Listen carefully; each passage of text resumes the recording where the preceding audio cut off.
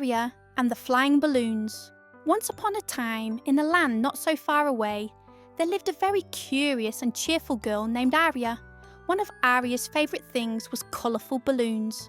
Red, blue, yellow, green, just like a rainbow.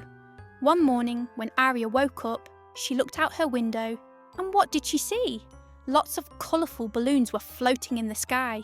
But these balloons were a little different from others.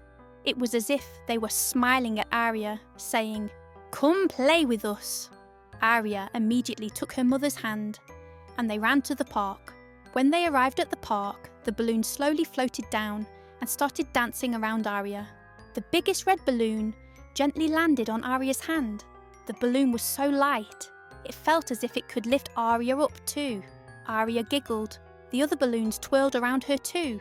The blue balloon touched Arya's nose. The yellow balloon landed in her hair, and the green balloon bounced beside her shoes. Holding the red balloon tightly, Arya played hide and seek with the other balloons. She hid behind the trees, slid down the slide, and swung on the swings. The balloons followed her, laughing along with her. While they were playing, a little bird came and greeted the blue balloon. A butterfly landed on the yellow balloon.